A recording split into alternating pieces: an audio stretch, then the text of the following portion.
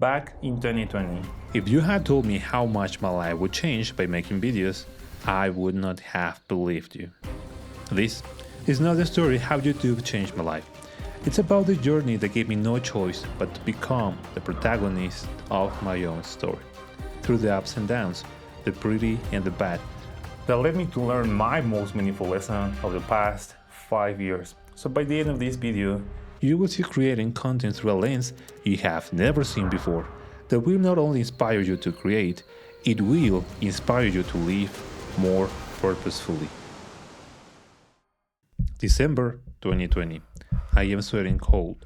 My heart is racing and a combination of fear and excitement is running through my body as I stand in front of the camera to record my first video for YouTube. the previous month, while working in the one thing as Akira said I would never do, teaching English, I stumbled upon a video from a guy named Ali Abdal, where he talked about how much money he had made that year from creating content for YouTube. I knew that you could make a living from creating content for YouTube.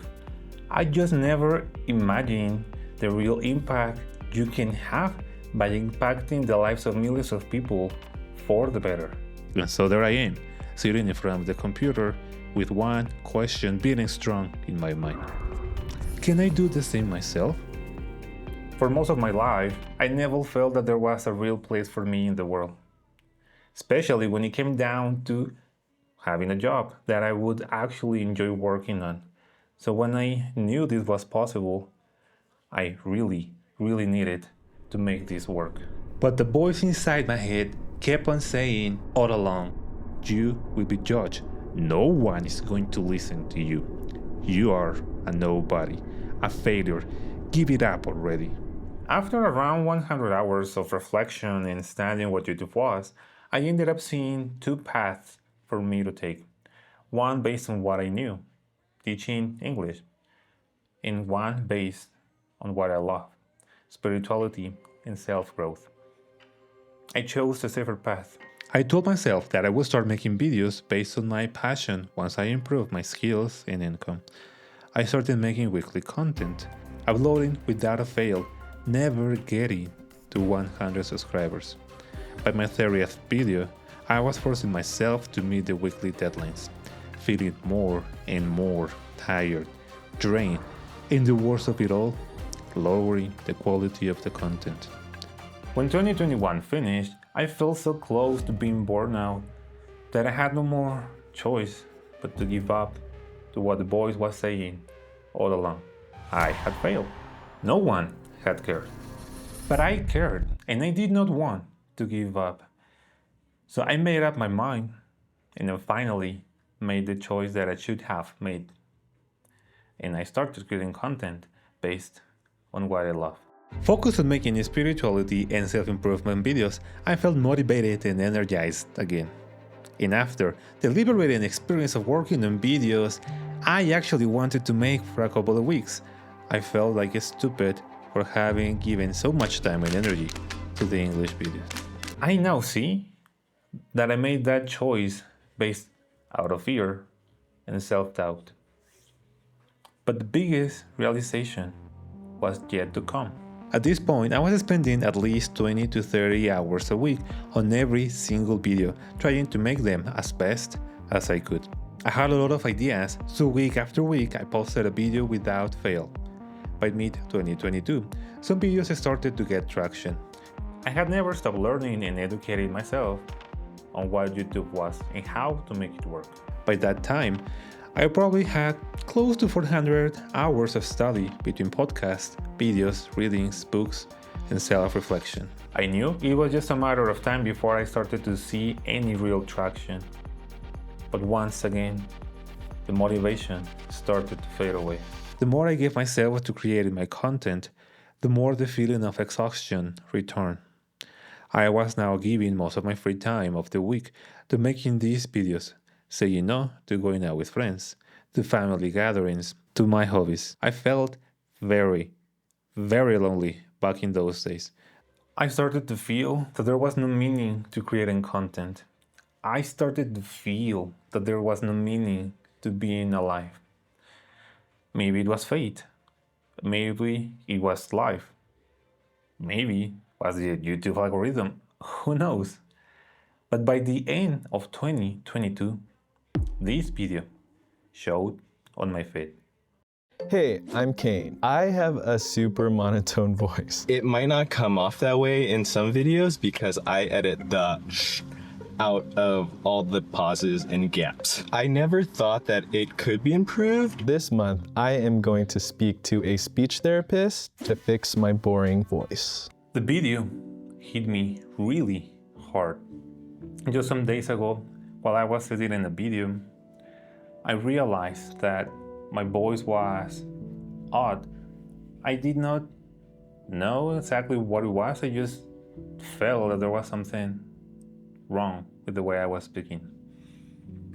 And by seeing this video and the experiences that he's going through, I could not help but to relate to what he was going through, because in that video that I was editing, it came this moment when I felt like really excited, as I just did right now. And when I edited, I saw no emotion whatsoever. It was painful for me to watch. And then made a part of the video where Kane makes a reflection. It would be titled, I hired a speech therapist to fix my boring voice. She had me sit down with a bunch of people and ask them, what did you first think of me when we first met? To my utter shock and horror, every single person thought that I didn't like them when we first met. One of my coworkers thought I didn't like him for 9 months. That's the time it takes for a human to be formed. My best friend Freddie, she said that she also thought I didn't like her for months. And by that point, I thought we were besties. That reflection made me realize that the way that I was living my life and the way I was speaking to people had the same effect. It just hit me right at the core. I remember stopping myself from crying because I was about to give another class, and doing the best that I could to withhold my tears and trying to remain present, relaxed. Images in my mind kept on coming of all the different conversations that I had with important people at that moment in my life.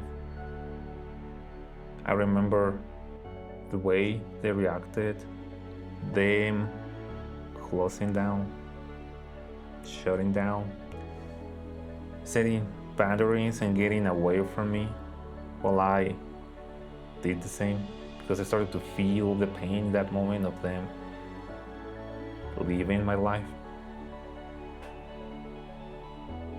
It just broke me. And I realized in that moment that the lack of connection, the lack of meaning in life that I was experiencing came from this.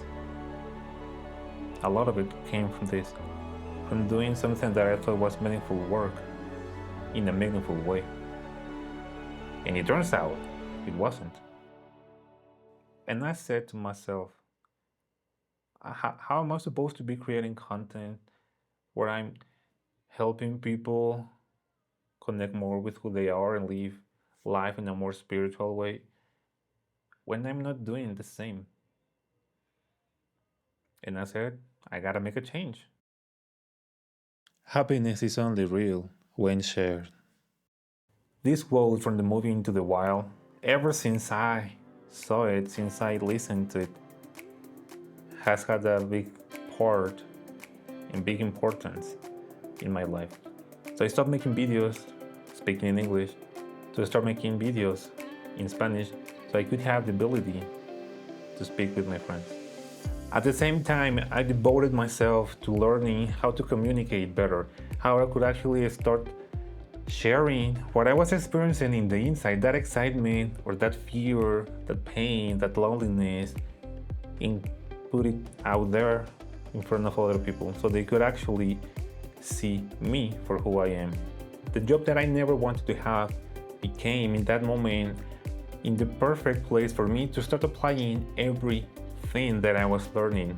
Vocal presence, relating to other people, helping them open up and trust themselves so they could learn how to speak English, how to overcome fear, and how to connect with people, how to connect with me. And especially at the beginning, trying to speak in a different way that I was used to, speaking louder with my words, speaking, giving more variety in the way that I was speaking, going lower, going higher, having more melody, which is this, felt so out of who I perceive myself to be. When I was speaking with family members, I felt that I was screaming to them. I was just yelling and that they would get mad. It was so hard to identify myself from the me that I was. And the more I kept on doing, the more I kept on speaking with people, communicating with them, finding the courage to do, because it was not something that I wanted to do. There were moments when this identity that I had is saying, this is fake, this is not me, just did not allow me to speak better, to put into practice what I was able to do when I was alone. Step by step, day by day, conversation by conversation, I started being able to take myself away from that version of me, to give birth to the new version that was not just able to speak better, that was able to connect more with people. I started to see again the meaning that is in life, the importance of connecting with people, of doing what you love. In the pain, the fear, the disconnection, the feeling lost in life in this journey of creating content throughout these 5 years, thanks to all of that, I am now able to sit here and share with you the profound lesson that has radically changed my life. Life is not only a journey, it is also the story of who we are and who we will become. Every video, every tear, every mistake taught me that we are nothing but the heroes of our own story. And there cannot be a hero without challenges, without tension. Not knowing what will be of your life is exciting. Embrace the fear of not knowing, and yet do your best to embrace the journey. Use every wrong turn, every setback and hit you take to learn and grow, as this is how heroes are formed.